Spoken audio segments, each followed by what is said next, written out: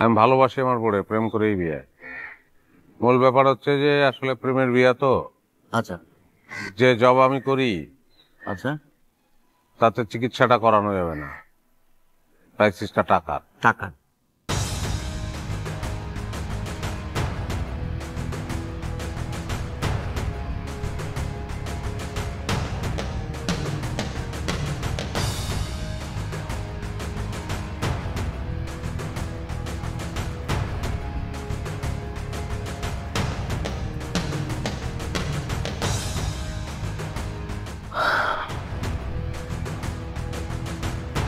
কোথায় যাচ্ছ?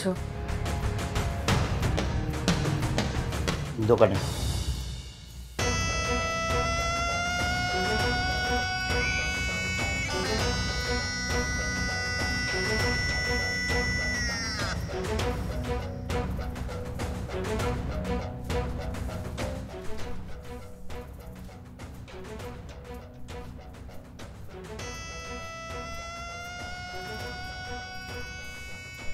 তুমি এইখানে বসে আছো?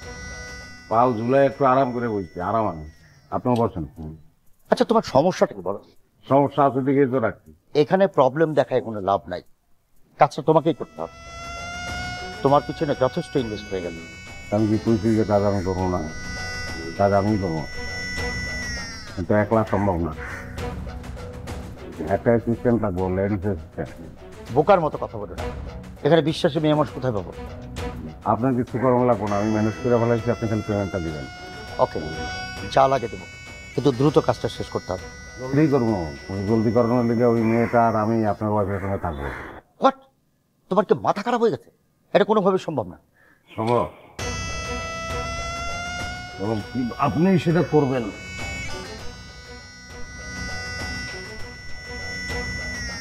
বিষয়টা হচ্ছে আপনার এখন দুইটা রুম। হ্যাঁ, একটা আপনি থাকবেন, হ্যাঁ একটা আমি। হ্যাঁ, আর যদি এটা না হয় তাহলে কিন্তু কাজ হবে না। পরিষ্কার কথা। ঠিক আছে। আপনার স্ত্রী আমার মনে হয় না আপনার বন্ধু এবং বন্ধুর বউকে মাইনা নেবে না, এটা হইতে পারে না। মাইনা নেবে। মেনে নেবে কিনা জানি না, তবে যথেষ্ট চেষ্টা।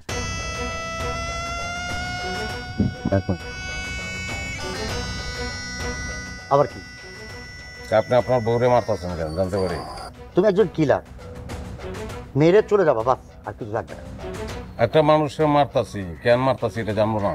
না, জানবে না, শুধু এইটুকু জানবে, খুন করলে মোটা অঙ্কের টাকা পাবা।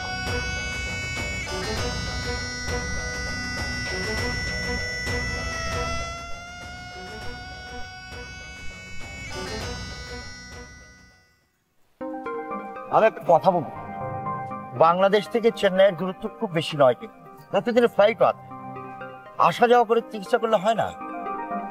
জুলফিকার ডক্টর কি বলেছে? বলেছে প্রত্যেক সপ্তাহে তার ওখানে যেতে হবে। আর এখন আমরা অলরেডি বাসা নিয়ে নিয়েছি, এখন তুমি এসব কথা বলছো? না না, আমি বলছি ব্যবসার জন্য। ধরো ব্যবসা ফেলে দিনের পর দিন যদি এখানে থাকি, তাহলে ব্যবসার অবস্থাটা কি দাঁড়াবে তুমি বুঝো? আমি তো তোমাকে বলছি না যে তুমি আমার সাথে থাকো। তাহলে তোমাকে আমি একা ফেলে এখানে, মানে কিভাবে সম্ভব বলো? একা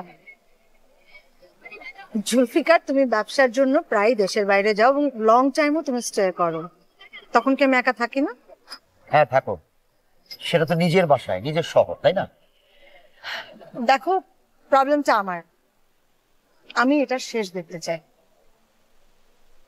এই দীর্ঘদিন যাবৎ প্রবলেমটা নিয়ে আমার আমার ভাল লাগছে না আর। তাছাড়া দিন দিন তোমার আচরণও আমার কাছে অসহ্য লাগা শুরু করে। আমার আচরণ অসহ্য লাগে? আচ্ছা তুমি আমাকে বলো, গত 10 বছর আমি কবার বলেছি আমি বাবা হতে চাই? বলেছি? বলনি, মুখে বলনি, কিন্তু তোমার অ্যাটিটিউড দিয়ে বারবার তুমি সেটা বুঝিয়ে দিয়েছো। জুলফিকার, তুমি আমাকে আসলে আগের মতো ভালোবাসো না, আর আমাকে তুমি সময়ও দিতে চাও। হ্যাঁ সেটা ঠিক যে সময় দিতে পারি না, কারণ ব্যবসা বড় হয়েছে, ব্যবসার সময় দিতে হবে। কিন্তু আমি তো আগের মতোই ভালোবাসি। আমি সব জানি। আমি যদি এবার মা হতে না পারি, আমি তোমাকে দ্বিতীয় বিয়ে করার জন্য অনুমতি দিয়ে দেবো, তুমি টেনশন করো না। আমার এখানে ভালো লাগছে না, আমি এখন বাড়ি যাবো। আচ্ছা শোনো, তুমি যা বলছো তাই। শিওর? হ্যাঁ, কিন্তু আমি অ্যাডভান্স ছাড়া তো বিশ্বাস করি না।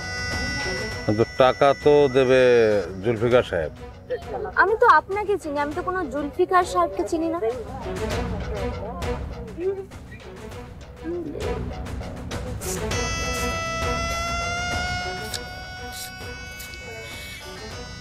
আমার কাছে 8,700 টাকাই আছে, এটা অ্যাডভান্স হিসেবে তোমাকে দিলাম। Thank you.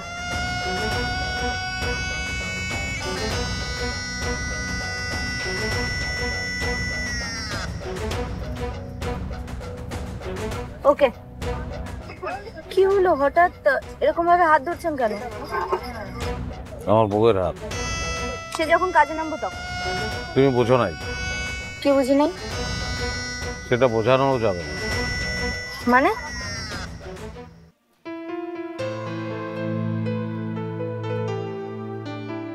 আপনার চোখের জল মানে কাঁদছেন নাকি? না, চোখে প্রবলেম থাকলেও চোখে পানি আসে।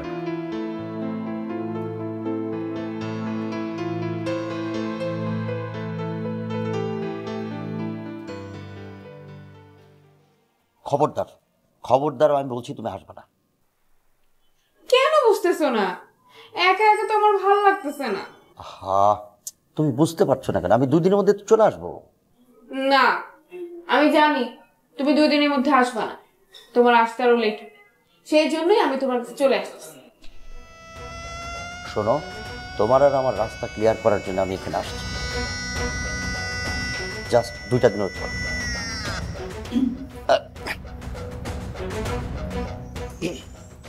শোনো শোনো, যেটা বলছি সেটা করো।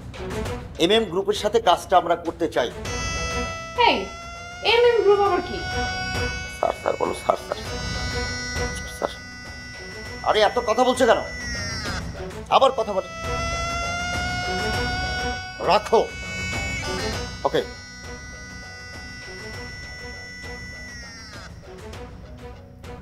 একটা কাজ ঠিক মতো করতে পারে না। চিন্তা করো, MM গ্রুপের সাথে কাজটা না হলে কত বড় ক্ষতি হয়ে যাবে। কার? ট্রেনার? মানে না, এটা আবার কি?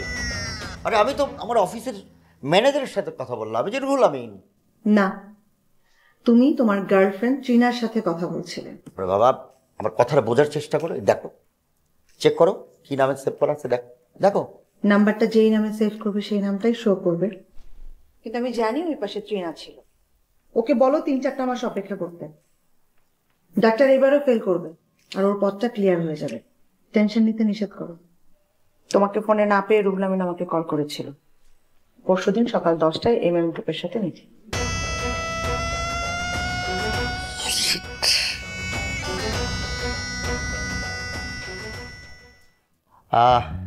ও হচ্ছে তন্ময়, আমার বন্ধু, আর তন্ময়ের বউ। ওরা কিছুদিন আমাদের এখানে থাকবে। ভাবি অনেকদিন থাকতে হবে এখানে। বাসা খুঁজতেছিলাম, বাসা পাওয়া তো খুবই ঝামেলা, বাসা পাওয়াই যায় না। তো হঠাৎ করে জুলুর সঙ্গে দেখা হয়ে গেল অনেকদিন পরে। তো মানে ও আসতে বলে নাই, এক প্রকার জোর করেই আসছি। এই তন্ময়, জুলুকে রে? ওই বেটা, মিরপুরের মেসেজ যখন থাকতি তোরা কে কইতো জুলফিকা? সবাই কইতো জুলু, কেউ কইতো জুলফি, কইতো জুলফি। বড় লোক হইয়া সব ভুলে গেছো না? ও হ্যাঁ, শোন, এইসব ভুলে যেতে চাই। কারণ কি জানিস, এখন আর এসব নামে ডাকলে ভাল লাগে না। তুই কিন্তু আমাকে এই নামে ডাকবি না, ঠিক আছে? আর সরি দোস্ত, পুরানো বেগে গিয়ে বলেছি। যাই হোক, আমার স্বামী ভুল করে ফেলেছে ভাইয়া, ওকে ক্ষমা করে দেন। ভাবি, বলছি আমরা কদিন যদি এখানে আপনার সাথে থাকি আপনি কি রাগ করবেন না? তাহলে আমাদের একটু খুব উপকার হতো। না ঠিক আছে, থাকবেন, কিন্তু আপনি তো মনে হচ্ছে কলকাতার মেয়ে ভাবি, ফেসবুকে পরিচয়, ওইভাবে প্রেম। তো তারপরে মনে করেন যে বাংলাদেশে যাওয়া আসা, ফাইনালি কাঁটাতারের বেড়াটা ভেদ করে বিয়ে করে ফেলেছি। ইন্টারেস্টিং। খুব ইন্টারেস্টিং ভাবি, অনেক ইন্টারেস্টিং। আপনার সঙ্গে এইসব বিষয়ে অনেক কথা বলবো, অনেক কথা বলার আছে। এই থাকবো কি আমরা? এই যে এই রুমে অনেক টায়ার্ড লাগতেছে না? ফ্রেশ ট্রেশ হয়ে আসো। আচ্ছা এ কি দেখছো কি পরিমাণ বেহায়া বেশরম, বলার সাথে সাথে আরে আমি তো বাইরে যাচ্ছি, আমাকে একটু বিদায় দিয়ে যাবে না? ঘরে ঢুকে গেল, দরজা দিয়ে দিল।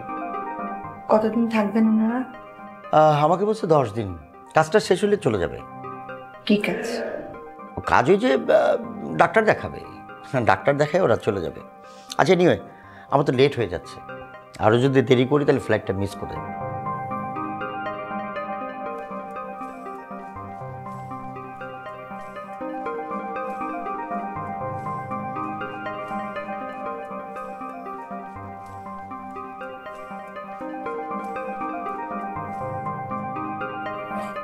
তুমি তুমি তুমি কি আমার সাথে এইখানে শোবে নাকি? হ্যাঁ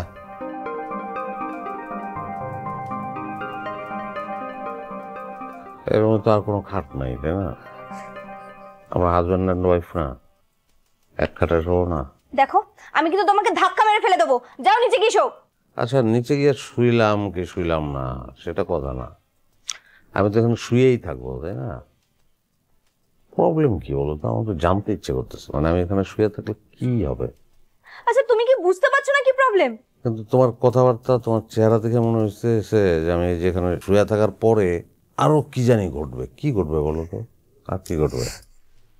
হ্যাঁ কি ঘটবে বলো? মানে পুরো প্রবলেমটা তোমার ভিতরে। দেখো আমার মনের মধ্যে আছে যে আমি আসবো, এই খাটে শোবো, তবে প্ল্যান নিয়ে আলাপ আলোচনা করে ঘুমায় যাবো, আর কোনো চিন্তাই নেই। কিন্তু চিন্তাটা তোমার, তুমি টেনশন আছে, তোমার মাথার মধ্যে আছে যে এই লোকটা এই খাটে শোবে, প্ল্যান ট্যান করবে, তারপরে ঘুমাবে না, অন্য কি জানি ঘটে গেছে। অন্যটা কি বলো তো? দেখো তুমি কি কিছুই বুঝতে পারছো না? তুমি কি বাচ্চা নাকি? হ্যাঁ ঝামেলাটা তোমার মধ্যে, তুমি সেটা চাইতেছো। তুমি কি বলতে চাইছো? আমি এই সমস্ত কিছুই ভাবিনি। প্লিজ আমার সাথে এগুলো করো না। আমি কিন্তু গুফরানকে কথা দিয়েছি, আর আমি ওকে ভালোবাসি। তো গোফরান কি জানবে নাকি যে আমরা কোথায় আছি, কি করতেছি? কিছুই জানবে না গোফরান। আচ্ছা ঠিক আছে, আমি বুঝলাম যে গুফরান কিছুই জানবে না, কিন্তু আমি কি নিজেকে ক্ষমা করতে পারবো? তাহলে কষ্ট করে একটা কাজ করতে পারবা? কি? একটু পরে নিচে বিছানাটা করো। এতক্ষণ দুষ্টামি করছি আমি। হ্যাঁ শোনো, প্ল্যানটা করে ফেলাম, দরকার বেশি সময় নেওয়া যাবে না আসলে। এটা তো 1-2 বিষয়, আমার সমস্ত প্ল্যান হয়ে আছে, এবার শুধু কাজটা করতে হবে।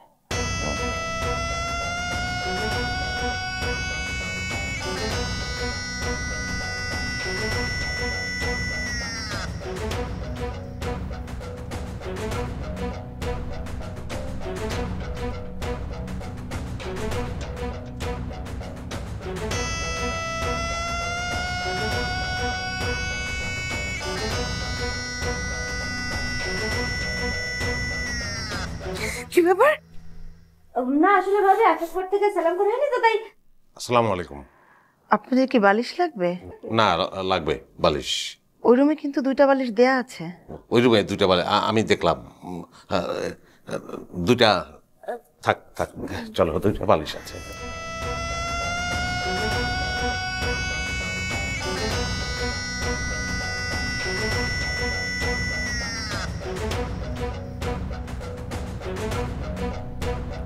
আর দূরের ফালতু প্ল্যান, পোস্টমর্টমে ধরা পড়ে যাবো, বুঝে বলবে যে শ্বাসরোধ করে হত্যা করা হয়েছে। না, অ্যাক্সিডেন্টাল অথবা সুইসাইডাল ডেথের ভিতরে যেতে, বুঝতে পারছো? তাহলে একটু বুঝিয়ে সুঝিয়ে ছাদে নিয়ে গিয়ে ধাক্কা দিয়ে ফেলে দিলেই তো কেল্লাফতে। এই ছাদ থেকে ফেললে বড় জোর হাত পাও ভাঙতে পারে, এর বেশি কিছু না। আমি কি আর এই ছাদের কথা বলছি? আমি হাই রাইজ বিল্ডিং এর ছাদের কথা বলছি। হাইরাইজ বিল্ডিং এর ছাদে নিয়ে যাবো, সম্ভব না। অ্যাক্সিডেন্টাল ডেথ বা সুইসাইডাল ডেথে যেতে হবে, বুঝছো? আগের আমলে রাজা রাজরাতের ক্ষেত্রে এটা হইতো, তারা সুইসাইড করতো, অনেক সময় তাদের শাস্তিও দেওয়া হইতো, সুইসাইড করে মারা যাবে।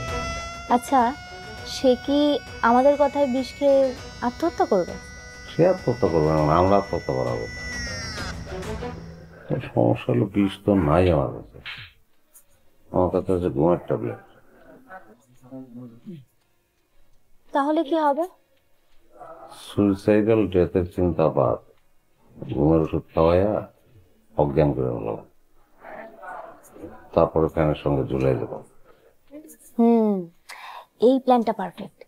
মানে দুধ কিংবা চায়ের সাথে ঘুমের ওষুধ মিশিয়ে যদি খাইয়ে দেওয়া যায় তাহলেই তো কাজ হয়ে গেল। Yes.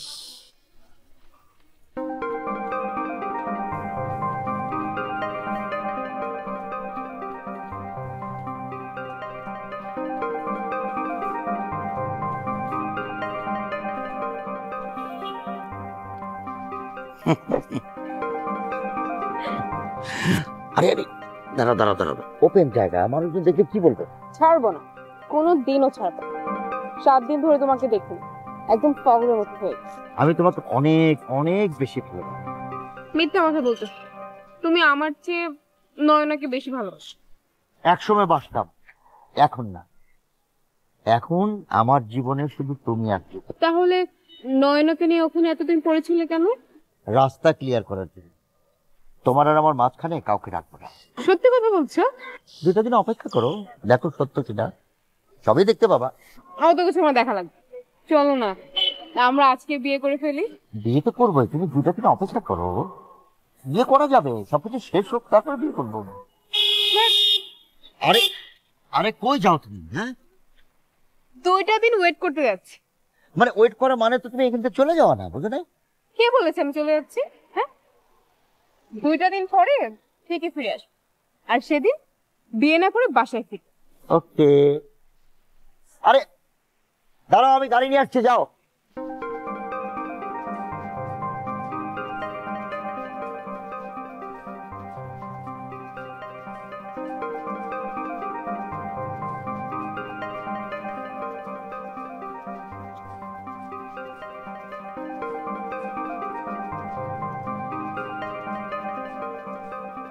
বুঝলেন ভাবি, আমার বাপ দাদা 14 গোষ্ঠী জেসমিনকে মেনে নিছে।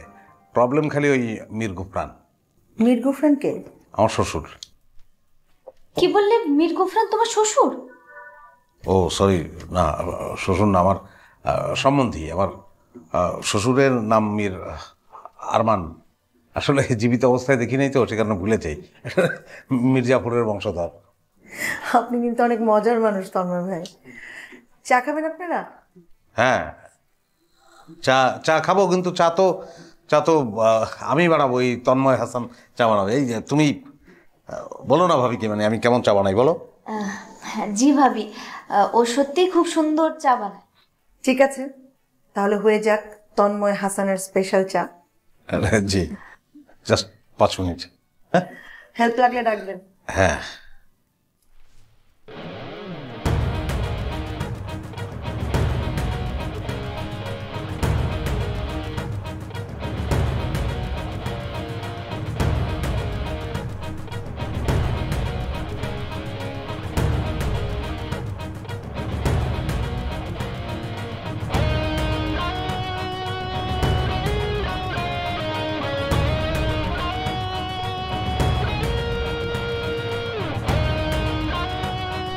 কি করেছেন ভাইয়া, এত চা? আমি এত চা খাই না। আজকে খান, ভালো লাগবে। হ্যাঁ, সবই ঠিক আছে ভাইয়া, কিন্তু এতগুলো চা খেলে না আমি রাতে আর ঘুমাতে পারবো না।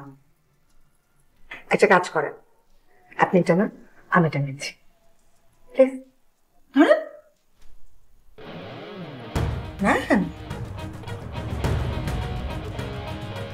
আমি এটাই খেয়ে নিই।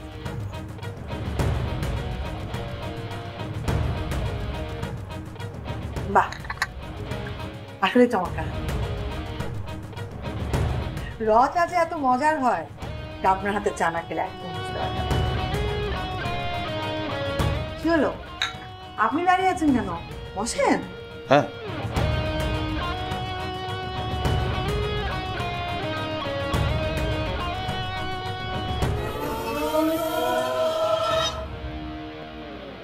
কি ব্যাপার, আপনি খাচ্ছেন না? আমি খাচ্ছি না, মানে আমি খাবো, ঠান্ডা ঠান্ডা করে খাবো আমি। ঠিক আমার আব্বু সব না, আপনি খাবেন? আব্বুকে যেভাবে চা ঠান্ডা করে খাওয়াতাম সেভাবে আপনাকে চা খাওয়াবো।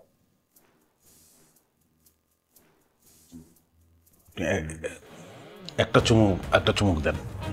একটা কেন, আমি তো কয়েকটা চুমুক খেয়েছি, খুব মজা হয়েছে আপনারটা। আর এভাবে যখন আপনি চা খাবেন তখন সেই চায়ের সাথে না একটা এক্সট্রা স্বাদ যোগ হয়। চুমুক দিয়ে দেখেন সত্যি বলছি কিনা। সত্যি? চুমুক না দিলে কিভাবে বুঝবেন? It's okay.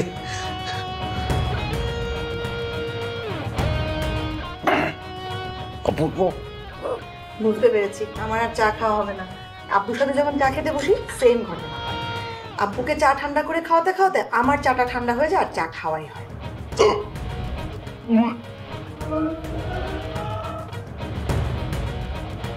সরি, আমার ফোনটা বাজছে, আপনি না ভাইয়াকে ভেবে দেন। হ্যাঁ,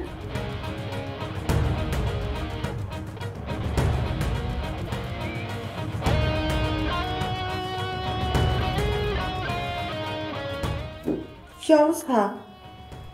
আবারও বমি হয়েছে? বমি আর বমি, এতবার বমি করলাম, প্রেগনেন্ট হয়ে গেলাম নাকি? আসলে পিরিচে জীবাণু ছিল। আমি খুব সরি ভাবি। আরে না, আপনি কেন সরি বলবেন? সরি তো আমার বলা উচিত। জোর করে তো আপনাকে আমি চাটা খাওয়ালাম, এখন আমারই খারাপ লাগছে। তো অসুস্থ হয়ে গেলেন। আর সব হজম হয়, আর জীবাণু হজম করতে পারি না ভাবি। আচ্ছা অসুবিধা নেই, আপনি একটা কাজ করেন, ঘরে যান, গিয়ে একটা ফ্রেশ ঘুম দেন। আমার মনে হয় ঘুমালে আপনি অনেকটাই সুস্থ হয়ে যাবেন। তাছাড়া আগামীকাল তো আমাদের সমুদ্রে যাওয়ার প্ল্যান আছে। আমার মনে হয় সমুদ্রে গেলে আপনি আরো বেটার ফিল করবেন। এখন যান, ঘুমিয়ে পড়েন। Okay, good night. Good night. Good night.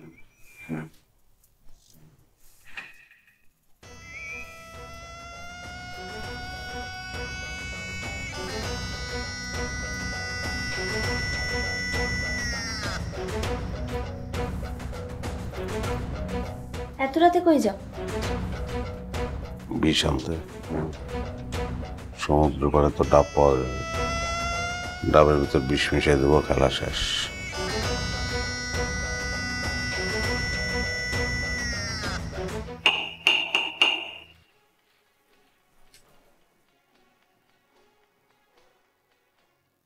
আরে তুমি কি? শোনো, ভিতরে কাজের লোক আছে, তো ভিতরে যাওয়া যাবে না। আর তুমি এই সময় বাসা আসছো কেন? আমি আসবো না তো কে আসবে এ বাসায়? হ্যাঁ, আজকে তো 2 দিন পার হয়ে গেল। চলো, এখন তো বিয়ে করার সময়, চলো এখন বিয়ে করো। আচ্ছা তুমি কি একদম পাগল হয়ে গেছে? বিয়ে তো আমরা করবোই। তুমি আমাকে সত্যিকারে ভালোই বাসো না, এতদিন খালি খালি মিথ্যা আশা দিয়ে আসতো। আরে হ্যাঁ, কান্নাকাটি করে না প্লিজ প্লিজ, কান্নাকাটি করে না। এই দাঁড়াও, ফোন আসছে।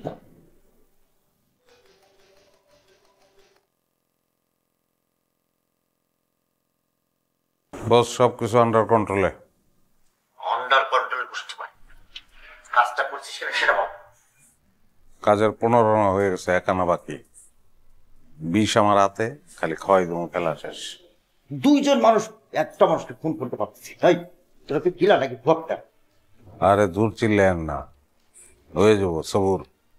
মারতে পাঠাইছেন, একটা শর্ত তো তুলে দিয়েছেন, শর্তটা তুলে নিলে তো বউ তাকে খেলা হয়ে যাবে। হয়ে যাবো, কালকের মধ্যে হয়ে যাবে। কোনো শর্ত পড়তে নাই, আমি একদিনের মধ্যে দেখতে চাই ও কিল হয়ে গেছে। আর কোনো কথা বলতে চাই না। আচ্ছা ঠিক আছে, চেষ্টা করতেছি। রাখেন বস। ওকে রাখুন।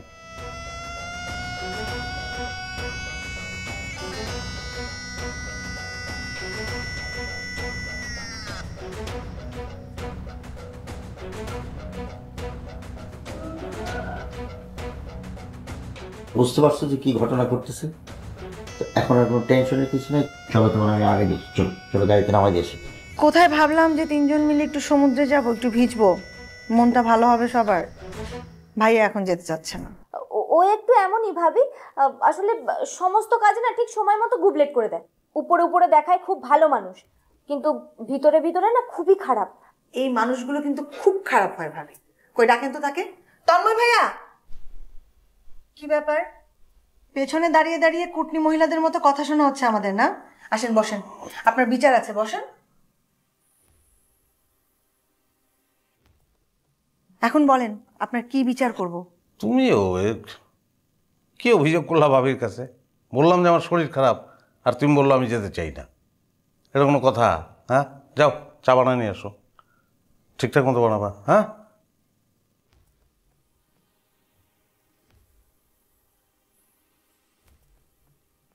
আসলে হয়েছে কি ভাবি, আসলে রাত্রে অনেকবার টয়লেটে গেছি।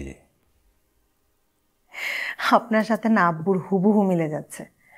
কোথাও যাওয়ার প্ল্যান হলো আর আব্বুর পেট খারাপ শুরু হয়ে গেল। আপনাকে যতই দেখছি ততই আব্বুর কথা মনে পড়ে যাচ্ছে।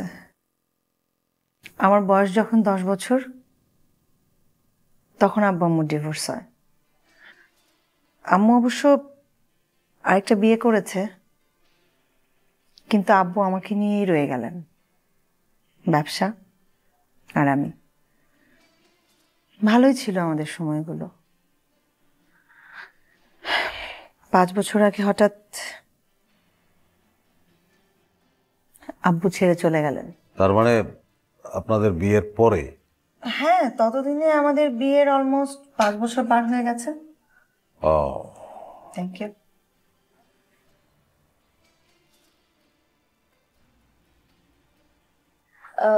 আপনাদেরও তো প্রেমের বিয়ে, তাই না ভাবি?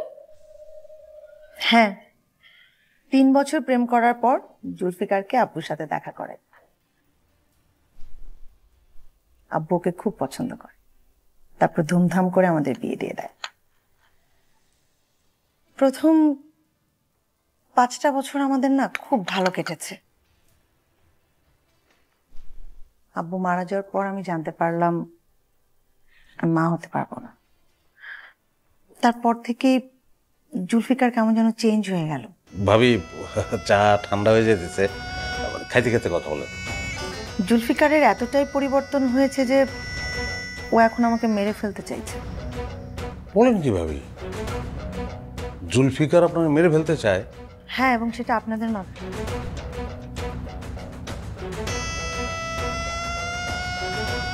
আপনি জুলফিকারের বন্ধু নন, কন্ট্রাক্ট কিলার। এবং জুলফিকারের সাথে আপনার মিট হয়েছিল হাতের ছেলে। কিভাবে জানলাম? তন্ময়, আপনি তো প্রফেশনাল কিলার নন, তাহলে জুলফিকার আমাকে মারার জন্য আপনাকে চুজ করলো কেন? মানে উনি আমার সঙ্গে সম্পর্কটা করে ধীরে ধীরে। আমি প্রথমে বুঝতেই পারি নাই। আপনার সমস্যার সমাধান আমি করতে চাইছিলাম, বুঝলাম না, তারপরে আপনি এত চিন্তিত কেন? দেখেন, হেল্প তো আমার দরকার, কিন্তু আপনি আমার কেন হেল্প করবেন সেটা তো বুঝতে পারতেছি না আমি। না, সেটার তেমন কোনো কারণ নাই, তবে ছোট্ট একটু কারণ আছে, সেটা পরে বলবো। কিন্তু আপনার দেখে আমার খারাপ লাগতেছে, আপনার দেখে আমার মায়া। মানুষের বিপদে তো মানুষই হেল্প করে।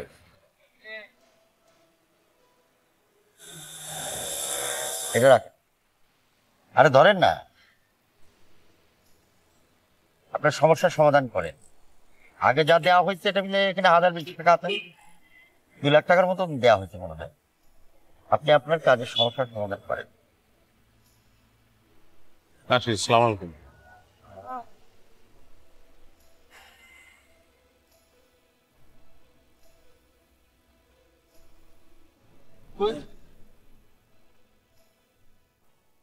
আচ্ছা, আপনি তো জানেন যে আমরা খুন করতে আসছি, তাহলে আমাদের এই বাসার ভিতরে ঢুকতে দিলেন কেন, এখানে থাকতে দিলেন কেন? আপনাদেরকে আমার কাছাকাছি না রাখলে আপনাদের মুভমেন্টগুলো আমি ফলো করতে পারতাম না। হয়তো এতদিনে আপনারা আমাকে মেরে ফেলতেন। আমার কাছাকাছি ছিলেন বলেই আপনাদের স্টেপগুলো আমি ফলো করতে পেরেছি, সাবধান হতে পেরেছি। দেখেন তন্ময়, মরতে আমার কোনো আপত্তি নেই, শুধু আমি জানতে চাই আমাকে কেন মেরে ফেলা হচ্ছে। আব্বু জুলফিকারকে সমস্ত ব্যবসার দায়িত্ব দিয়ে গেছে, সবকিছু ওর নামে উইল করা। নিশ্চয়ই টাকার জন্য আমাকে মারতে চাচ্ছে না, তাহলে কেন? প্রেমিকার জন্য? প্রেমিকার জন্য আমাকে মারতে চাচ্ছে? কিন্তু উনি আমারে যেটা বলছিলেন সেটা তো আসলে এটা না, সেটা তো উল্টা। তন্ময় নিশ্চয় এতদিনে বুঝতে পারছেন ও যা বলেছে তার পুরোটাই মিথ্যে। তন্ময় এগুলো সব মিথ্যা। আপনি সত্যি কারণটা খুঁজে বের করেন, টাকা যত লাগে আমি দেব। সম্ভবত জুলফিকারের কল। দেখেন কি বলে।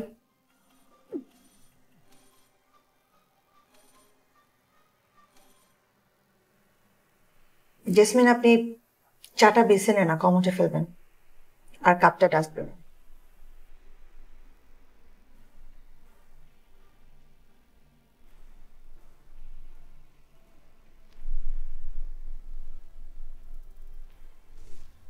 কাজে ব্যস্ত ছিলাম, বিল্ডিং রং করতেছি, কাজ শেষ, এখন আপনি সব ফিনিশিংটা দিয়ে দেন।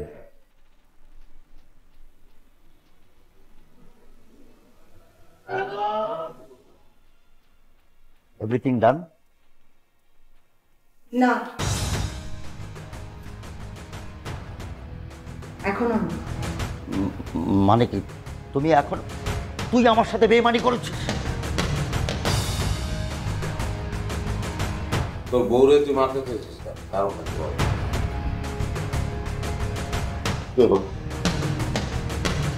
কে বলছে মারতে? আমি তো ভালোবাসি। থাপড়ায় দাঁত ফেলাই দেন, সব কটা দাঁত থাপড়ায় ফেলাই দেন, মুখের কথা না, থাপড়াই ফেলাম সব কটা দাঁত। তুই আমার লোকে কথা কইছ, সব রেকর্ড আছে, আমারই কইতেছ ভালোবাসি, মারতে চাই নাই। বল কেন মারতে চাইছিস? জেসমিন লবণ আনো তো। তুই মনে করিস না বড়ই খাওয়ার জন্য লবণ চাইছি? তাহলে ছোট্ট ছোট্ট পোজ তুমি প্লেট দিয়া ছোট্ট ছোট করে পোচামো আর লবণ ছিটামো, আর তোরে মাইরে ফেলাইলে তোর বউ কিচ্ছু মনে করবো না। প্রশ্নই আসে না, ও বেঁচে থাকা মানে আমার মৃত্যু। এখন বল, বাঁচতে চাস না মরতে চাস? বল।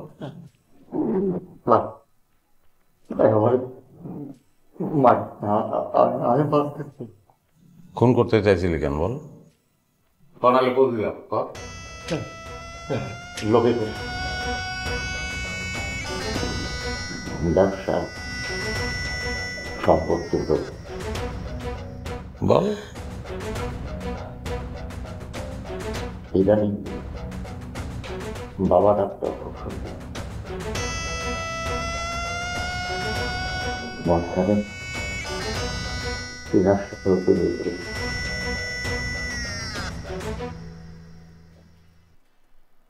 নয়নাকে সরিয়ে দিলে আশ্চর্য, ব্যবসা তো তোমার নামে আছে। না, আমার নামে নেই। আব্বু বলেছিল তো 90% তোমার, 10% আমার দিদি, তার মধ্যে আমার সব কিছু। তাহলে এতদিন যে মালিক সেজেছিলে সেটা কিভাবে? ব্যাংক বা অন্য কেউ তো কিছু বলেনি, কেউ তো আটকায়নি। পাওয়ার অফ অ্যাটর্নি, বাড়িগুলো পাওয়ার অফ অ্যাটর্নি করার সময় তোমার সাইনটা যখন নিয়েছিলাম সেখানে আমাকে বিশ্বাস করা, আমি আর কখনো বিশ্বাস তোমাকে? তোমার চাইতে তো তন্ময় ভালো, তুমি ওর চাইতেও বড় কিলার। ম্যাডাম ঠিক কথাই বলছেন, যে বিশ্বাসরে খুন করে তার চেয়ে বড় খুনি আর নাই। আমি আমার বউরে খুব ভালোবাসতাম, ভালোবাসি মনে হয় এখনো। প্রেমিকা ছিলাম, কিন্তু সেই যোগ্যতা আমার আর নাই, সেই জায়গায় সরে গেছে এই লোকটার কারণে। তার সঙ্গে আমার পয়লা দেখা হয় ক্যান্সার হসপিটালের সামনে। আমি কাঁদতেছিলাম, সে এসে আমার জিজ্ঞেস করলাম আর কি হয়েছে। আমি বললাম, খুব ভালো মানুষ মনে হয়েছিল, আমার মাঝে মাঝে ডাকতো, দেখা করতো, কথা বলতো, টাকা পয়সা দিত। আমার তো টাকার দরকার ছিল, আমার বউয়ের চিকিৎসার জন্য সামান্য একটা চাকরি করি, টাকা পয়সা তো নাই আমার। আমি বারবার জিজ্ঞেস করতাম টাকা দেন কেন আমারে, বলতো না। যখন আমরা বলছে যে আমার দিয়ে সে কি কাজ করাইব, তখন তার কাছ থেকে অনেক টাকা নিয়ে ফেলাইছি, খরচও করে ফেলাইছি আমার বউর চিকিৎসায়। সে টাকা শোধ করারও ক্ষমতা নাই, সামনে আরো টাকা লাগবো। আমি আসলে কোনো দিক দিশা পাইতেছিলাম না, রাজি হয়ে গেলাম আমি। আমার বউটা এখন অসুস্থ,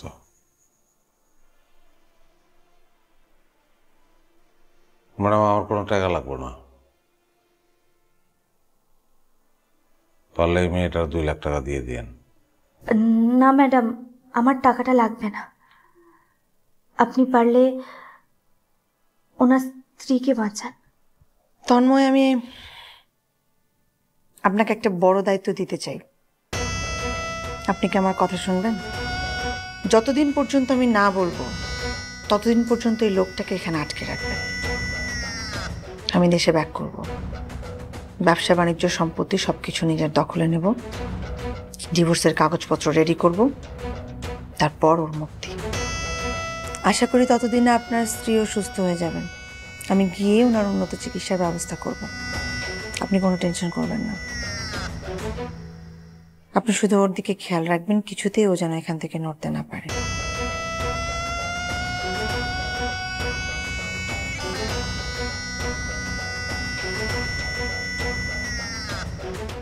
নড়তে পারবো না ম্যাডাম।